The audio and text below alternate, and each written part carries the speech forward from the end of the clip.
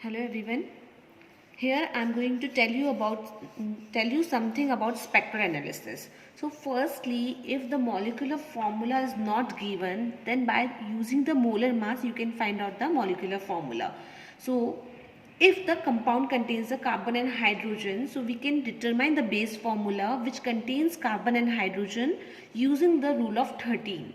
Why the 13? Because carbon has a atomic number 12, atomic mass 12 and hydrogen is 1. So we will add on them, that gives the 13. So we are using the rule of 13.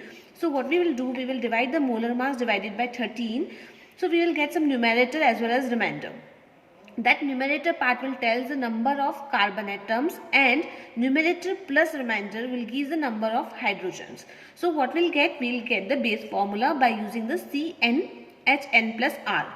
So by this we will know that how many carbon and how many hydrogens may be present in our formula if it contains only carbon and hydrogen in our molecule. Now coming to its hydrogen deficiency or unsaturation index. So what we have to do, we have to take the unsaturation index as U, or you can take as a hydrogen deficiency. So what we'll do, we'll put the numerator and remainder values in this formula where we are doing the number of carbon atoms subtracting that the number of remainder. How much remainder comes. So n minus r plus 2 divided by 2 will give the number of unsaturation. How many double bonds or ring can be present in the in the compound. So by this formula we can predict the unsaturation in our base formula. Now if there is some unsaturation present, what we can do, we can use some carbon hydrogen equivalents. See, carbon has a weight of 12 and hydrogen has a weight of 1. So if we want to add one carbon atom in our molecular formula, then we can subtract the 12 hydrogen atoms. And if we add one carbon and subtract the 12 hydrogen from our base formula, then what we have to do, we have to add some hydrogen deficiency here. So that hydrogen deficiency should be equals to 7. And if we want to use the oxygen containing compound in our molecular formula, so we need to modify the base formula. If we want to add one oxygen atom in our base formula, then oxygen's mass is 16. So what we will do, around 16 we have to lose from the base formula. So that means if we lose the CH4 molecule that contains the 16 molar mass, like 4 hydrogen plus 12 for carbon, so it will also have the 16 molar mass. So one oxygen if we want to add, then we need to subtract the CH4 unit from our base formula. If we do this, then we have to add on some hydrogen deficiency as by 1 factor. If we have to add 2 oxygen molecules, then we can multiply this as a 2. Okay, and suppose we are adding nitrogen, then one nitrogen molecule will equals to the 14 atomic mass. So what we'll do, we'll subtract the CH2 unit from our base formula, and for that per nitrogen atom we have to add half unit of unsaturation index. Now we will see one example where we have taken molar mass as a 94. Now if we suppose that this contains only carbon and hydrogen, so what we will apply, we will apply the rule of 13. So I am dividing this 94 divided by 13, so we are getting 7 plus 3 as a numerator and remainder value. Now 7 carbon will present and 7 plus 3, that is 10. So 10 hydrogen will be present. If we put the unsaturation index, then putting the formula n minus r plus 2 divided by 2 will give this value around 3. Now if the 3 is value coming, that means there can be 3 double bond, 2 double bond or rings. We can modify, we can check the structure. So according to the CnH2n plus 2, that gives the alkane, it is not an alkane. CnH2n, that is alkene, it is not an olefin. CnH2n minus 2, that is alkynes. If compound does not contain from these group, it can have some ring structures also. So here is the possible structure where the molar mass is also 94 and it has a 1 ring, 2 double bonds, so unsaturation index, and the hydrogens are also satisfied. So this can be possible structure. Suppose now I am saying this compound contains one oxygen atom instead of carbon and hydrogen only. It can be identified by the OH peaks or in the IR spectra. So what we can do, we can check some formula modifications. So when we add one oxygen here in this formula, so we have to subtract the one methane molecule. So if I am subtracting CH4 unit, so it will become C6H6 and one oxygen will be added. So the formula will become, new formula will become C6H6O. Now, as I told you that if we have to add one oxygen atom, then we have to add one unit in the unsaturation index. So it will become 4. Because first our unsaturation index was 3, now we have to add 1 in unsaturation index, so that will be delta U. So now new unsaturation index will be 4. So that means either the 4 double bonds are present or 3 double bond plus 1 ring can be present. So it can be this structure. Possible structure is phenol. We can find out the molecular formula by these type of steps. We have to modify the formula as per our spectral data information which is provided to you, like IR, NMR, mass spectral information. You can have an idea which type of functionalities are there. Then you can also recheck with your molecular formula. Though in the spectral analysis, definitely with the spectra you will surely get molecular formulas. You have to predict the structure on the basis of provided spectral information.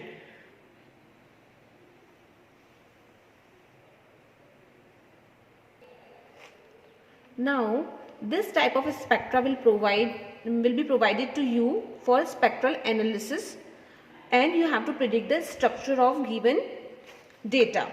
So you can see IR is provided, mass spectra is provided, here the carbon NMR spectra is provided, even the depth analysis or the proton decoupled spectra, they can provide it to you. Proton coupled and proton decoupled spectra can provide it. In some cases they can give you the depth analysis, and that is DEPT analysis, by which you can find out the peaks of the CH3, CH2 and CH carbon, because in the DEPT analysis the quaternary carbon will not appear, and here the proton NMR spectra is given. So we will solve this one spectra and you will have idea how to predict the structure. Whenever the spectra is given, see here in this spectral analysis the molecular formula will be provided to. If it is not provided, just I have told you that how you can predict the possible molecular formula by given molar mass. The molar mass will be can be seen by the mass spectrum. So the molecular ion peak will show the molar mass only. Now, if first we have, whenever the molecular formula is given, first we have to find out the double bond equivalent, how much unsaturation is present there. So what I am trying, first we will write down the molecular formula and we will predict the double bond equivalent. So to find out the double bond equivalent, there is a formula, that is x plus 1 minus y over 2, where the x represents the carbon, y represents the hydrogen. In case of oxygen, we do not consider oxygen at all. If in the formula nitrogen is present, then what will take nitrogen as a Z element and we will do x plus 1 minus y minus z over 2. If halogen is present, any halogen like chlorine, bromine, iodine is present, that we represent by the Z atom, and what we will do, x plus 1 minus y plus z over 2. We will apply this formula and we will predict our unsaturation. Now in this formula, carbon, hydrogen and oxygen are available. So oxygen we do not consider to find out the double bond equivalent. So what I am going to do, I will put this formula and place the x and y values from here. So that is equal to 6 plus 1 minus 10 over 2. That means our double bond equivalent and unsaturation is 2. So our compound contains the 2 double bond at least. Okay, so now after this calculation we will go to the spectra. First spectra we can see here IR spectra is given. So what we will do, we will just write down the second data, that is IR data. Now IR tells about the functional moieties, what functional groups can be present. So there are some specific functional frequencies are given for every functional group or every molecule, like alkane, alkene, alkyne, or OH moieties, amines or carbonyl groups, where these all frequencies should come. So first you should go through those peaks where the functional moieties should appear. So by this spectral data you can find out that in this region, if the peak is coming, this structure can be can be present. Okay. Further, we will confirm with the proton NMR, carbon NMR, as well as a mass prediction. So now here we can see in this region up to 3000 to 4000 there is no other peak except this peak. So this peak, especially around 2900 to 3000 centimeter inverse, is coming due to the CH stretching. That comes for the alkane peak around 3000 to 2900 centimeter inverse. Now coming to this region where this is a functional group region, especially carbonyl functionality, C double bond O stretchings come from the 1600 to 1900 centimeter inverse. It can vary depending on the different substitutes present. Here this peak is splitted in two peaks, and the values are also given as around 1820 and 1750 centimeter inverse. So the two peaks come for the anhydrite. So this is a very clear distinction given that if the two peaks are present in this region around 1800 and 1750, so that means we can say this peaks for the CO stretching around 1818 centimeter inverse and 1751 centimeter inverse. Why two peaks? Because of the anhydrite group is present. So usually anhydrite gives peak around 1800 to 1840 centimeter inverse or 1740 to 1780 centimeter inverse. Two peaks will come, that means the carbonyl group will be anhydrite. Similarly, if there are some peak around 1720 centimeters present, that means it can be a ketonic group. If the acid is present, it can come around 1700 to near about 1700 centimeter inverse. It can vary depending on the present substituents. So the different substituents like that minus I effect, plus I effect, minus M effect, that ring expansion, ring contraction will affect the peaks, but general peak range we should remember so that we can predict the structure. Now like amide comes the lower range around 1650 to 1680 centimeter inverse. Similarly ester functionality, it comes around 1750 centimeter inverse. So by that peak range you can find out that which functionality can be present. Now in this spectra which we are going to see here, we can see there this is a anhydrite. Now this region, this which contains around 1200 to 1400 centimeter inverse, this peak due to the CH bending or something like bending vibration usually comes around less than 1400 to centimeter inverse. Especially this peak, this is a strong peak around 1100 centimeter inverse, which shows the COC stretching. Why COC stretching? Because we have anhydrite, so there is a COC bond present. So by this stretching, this peak is coming around 1100 centimeter inverse. So this information we have to write about the IF spectra. Now we will go towards the proton NMR spectrum. So see what proton NMR spectra tells us.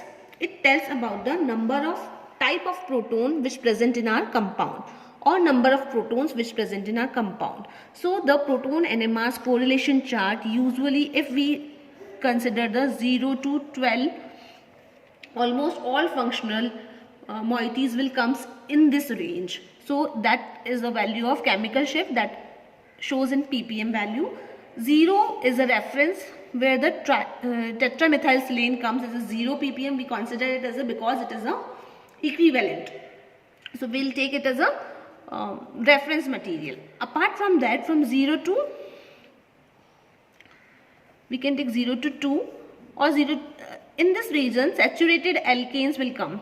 It can be CH3, CH2 or CH, primary, any alkane, like it can be primary, it can be secondary, or it can be tertiary. Usually around 0.9 CH3 comes, so CH2 will come around 1.1, CH will come around 1.2 to 1.3. It will depend on the different substituents. Also it can move. If we place some CH3 with the halogen atom or any oxygen nitrogen atom, then due to this high electronegativity, these protons will undergo the de-shielding and the peaks will shift to the higher del value. So if any electronegative atom will present, then the protons value will shift up to high value. It can be 2 to 4. It can be different 2 to 4 depending on the electronegative atom. it can be fluorine, then it will be more de-shielded. It can be oxygen or it can be any other halogen atom. So it can be 2 to 4 or 2 to 5 it can goes. Now saturated carbon like sp3 carbon comes around 0 to 2. sp carbon value like alkynes proton will give the value around 2 to 4 ppm, while around 4 to 6 or 6.5 ppm value alkenes can show. Cis trans, it can different type of proton, different type of coupling can happen, and it can give the value between the 4 to 6.5. From 6 to 8 zone is generally the aromatic zone, where the all benzene or benzene containing nucleus will show the peak in the proton NMR spectra due to the ring current which is produced by the benzene's pi electron cloud. Usually aldehydic peak is special 9, it comes around 9 to 10. Aldehydic proton is a very special peak in the NMR spectroscopy. If the 9 to 10, in the 9 to 10 region any peak is present, that means it will probably contain the aldehydic proton. 10 to 12 usually gives the acidic peak. So that means if the carboxylic acid is present, it will give surely a peak around 10 to 12. Enols come in the more higher region around 15 to 16 ppm. Apart from that, if any OH moiety is present or it is NH2 is present, then these type of proton which have an acidic nature, they can be exchanged with the deuterium oxide and they can have a varying nature. It usually comes, both of peaks comes around 1 to 5 ppm range, but depending on the different substituents, these peaks can be shifted. Like in phenolic protons, usually it comes around 4 to 9. Or amidic proton gives the value of around 6 to 8 ppm. So different functionalities comes in different reason, but this correlation chart gives you the major peak values where you can find out the which type of proton can be present. And by the splitting, n+1 rule splitting, we can find out the data that if it is doublet, triplet, or what is the peak, which type of peak is present. On that basis we can predict the framework of the molecule, and it will more confirmed by the carbon NMR spectroscopy. So here first we will look how our proton NMR spectra is coming. So here you can see this is a proton NMR spectra, but we have expansion of this spectra. These two peaks are expanded at this zone. So you can see here's one peak is coming as a triplet which is less than 1.5, maybe around 1.2 ppm. And the other peak which is showing the quadrate and it is coming 2.5. So what it tells, if it is peak is coming as a triplet and at 1.2, that means, if a peak is coming as a quadrate and one peak is coming as a triplet. So this peak is coming around 1.1 and this peak is coming around 2.5. So what it tells, see, triplet peak is coming due to the CH3 group, saturated carbon CH3 group, and this peak can be with the CH2 group, and it should be present on some with nearby the carbonyl compound. Why this? So we can predict these things because on the basis of n+1 rule, peak, if CH3 CH2 is present, then this carbon, this proton will give the peak n+1. N is the adjacent number of protons. So here the two protons are present, so it will give the peak as a 3. That means triplet peak will come due to this CH3 group, which is coming around 1.1 ppm. Now coming to this CH2, so here the adjacent proton number will be this CH3. So what is happening? This 3 plus 1, that means 4. That means it will give the peak as a quadrate. So here we are getting the quadrate peak. But this peak is not coming around 1.4 or 1.5, it is coming around nearby 2.5 ppm.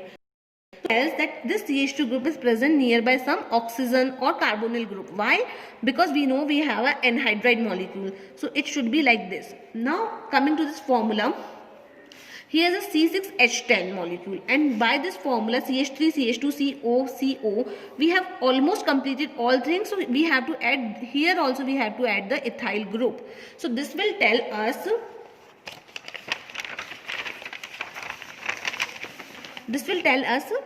that our structure will be possibly this.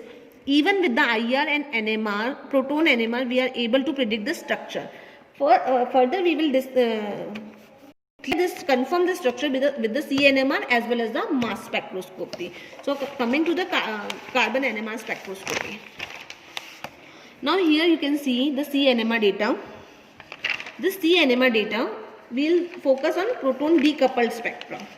So what it tells us, here is a peak coming for the solvent which we do not consider at all. It is a from any solvent. Usually CdCl3 is used. Now peak is coming around 10 ppm, 10 to 15 ppm. So that peak is due to the CH3 group. The peak around 30 is coming due to the CH2 group. Why CH3 and CH2? Here we can also find that this proton coupled spectra is showing the peak as a 4 peak, and in the proton coupled spectra, carbon shows the n+1 rule, but here we consider the peak as the same carbon atom. So if this peak is 4, that means here n+1 rule will applicable. That means here this 4 n+1 is giving 4. That means n number is equals to 3. So we have the 3 protons attached on the carbon. So this peak is CH3. And this peak is from CH2 group, because here n+1 value is a 3, so that means n will be 2. So that means carbon has a 2 protons. So CH3 and CH2 groups are present. Now we have a one peak around 170 ppm. That shows we have a carbonyl group. Usually carbonyl ketone went around 200 to 220, 190 to 200 ppm range. Aldehyde shows the peak there. And around 160 to 180, it can be ester, acid, amide or anhydrides come into this range. So 160 to 180 ppm carbon NMR spectroscopy, if have any peak, it may be due to the CO group which can be ester, acid, amide or anhydride. So by this spectra we also confirm that we have only CH3 and CH2 groups, and we can place on the both type. We can place the both side of the anhydride. So possible structure is this. Now further we will see its mass spectroscopy. So its mass spectroscopy, as its formula is C6H10O3. Its molecular mass is 130, and it is written as a molecular ion that the peak is less than 130. Less than 1% at 130. Why less than 1%? Because ester, anhydride, these molecules shows, even the alcohol shows the less significant molecular ion peak. They do not give a very clear peak. So that means this is showing the less than peak, and we are not getting any high amount of peak. Now if we will subject this molecule into the mass spectrometer, then what will happen? Due to the electron bombardment, that this compound neutral molecule will convert into the molecular ion peak. In the mass spectroscopy, either the cation or cationic radical gives the peak only. Neutral molecule does not give any peak. So usually whenever the peak are coming, either due to the cation or cationic radical will show the peak. Now here we can see the peak is coming around 74, 57 and 29. So we should know that how these peaks will come. If we are taking this molecule, then its molecular formula is 130. If we say that this CH3 CH2 bond will break, then what will happen? Here ET CO, this radical is moving, and this is cationic radical. So what will happen? Ethyl radical moves, so that means we have cation here. Now we'll 130 minus 29 we will do. That means around 101 we will get a peak. So some amount of peak will come here, or from here if we lost more molecules, then from here if we lose this ethyl radical again, this type of ethyl radical again, then ethyl has a C2H5 is a molecular mass is around 29. So from 101, 29 will be lost. So that means we'll get the peak is around CO cation, cationic radical. So it will give the peak around 101 minus 29. That means the peak will come around 71. Okay, and if we lose the CO2 from here, CO2 as a neutral molecule, if it will goes, then EtCO cation will form, and from here again the CO will loose, then Et plus will form. So it will give the peak around 29 plus 28, 57. So we are getting the peak around 57 here in the molecular in the MS spectra, 29. So because 51 at 51 peak is coming due to this fragment, 29 peak is coming due to this fragment. At around 74 this peak is coming by this, I think 56 plus 16, it is coming around 72. So CO fragment will form, so it will maybe due to the loss of two ethene molecules from here. So it will contains this type of molecule HCO. This type of molecule may form, so it will give the peak around 74. So this type of prediction you can do by the MS spectra. So our structure is confirmed that this structure is right, because on the fragmentation, on the basis of this fragmentation, we are getting two major peaks as 57 and 29. So it confirms the structure is an compound is an anhydride, and it is propionic anhydride. So in the result you will write down that the given spectral data is for the structure is propionic anhydride. So by this type of all problem solution, you will predict the all type of spectral analysis. First you have to find out that where the IR spectral range for the specific functional groups, proton NMR chart you should remember, carbon NMR spectra should remember, and the mass fragmentation also you should have some knowledge that which molecular ion will goes in the fragmentation and which type of peak will come. Thank you to all.